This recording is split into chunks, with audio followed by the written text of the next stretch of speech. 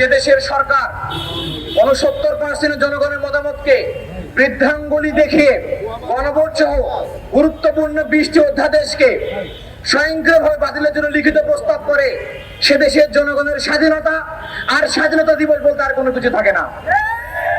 যে দেশে হাইকোর্টের বিচারপতি নিয়োগ করার ক্ষেত্রে দুদকের মতো গুরুত্বপূর্ণ প্রতিষ্ঠানের চেয়ারম্যান নিয়োগের ক্ষেত্রে সরকারি দল সরাসরি স্বাধীনতায় হস্তক্ষেপ করে, সে দেশের জনগণের সুশাসন প্রতিষ্ঠা, আইনের শাসন তৈরি করা এবং দুর্নীতি দমনের যে গল্প আমাদেরকে শোনা হয় সরকারের পক্ষ থেকে, সেই গল্পকে মিথ্যা গল্প ছাড়া কোনো কিছু আমাদের কাছে মনে হয় না।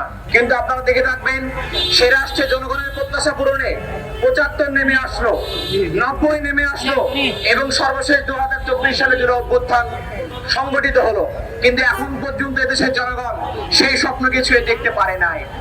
আমাদের জনগণ শত চেষ্টা করে রক্ত দিয়ে জীবন দিয়েও তাদের স্বপ্নকে তারা ছুঁয়ে দেখতে ব্যর্থ হয়েছে। সেই স্বপ্নের নাম ছিল জনগণের সত্যিকারের স্বাধীনতা, সেই স্বপ্নের নাম হলো জনগণের প্রকৃত স্বাধীনতা।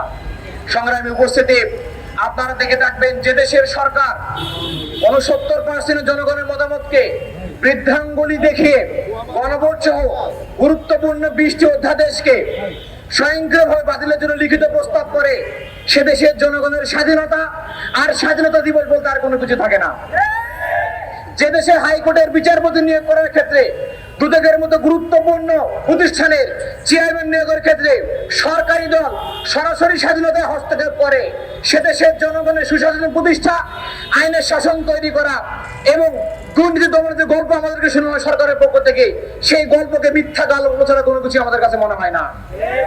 সংগ্রামী উপস্থিতি, আপনারা দেখবেন, যে দেশের বিশ্ববিদ্যালয়গুলোতে ভিসি নিয়োগ করা হয় দলীয় পদবীর ভিত্তিতে, যে দেশে স্থানীয় নির্বাচনের পরিবর্তে সিটি কর্পোরেশন গুলোতে এবং জেলা পর্যায়ে প্রশাসক নিয়োগ প্রদান করা হয়ে থাকে, যে দেশে সরকারি দলের নেতার কোষাগারে রিলিফের বস্তাগুলো পাওয়া যায়, সে দেশের জনগণকে আমরা স্বাধীন বলতে পারি না। সংগ্রামী উপস্থিতি, আমরা স্পষ্ট করে বলে দিতে চাই, এদেশের জনগণ প্রথম স্বাধীনতার সুফল ভোগ করতে পারে নাই। যদি আমরা গণভোট এবং জুলাই সনদ বাস্তবায়ন না করতে পারি, এদেশের জনগণ তাদের দ্বিতীয় স্বাধীনতার ফসল ঘরে তুলতে পারবে না।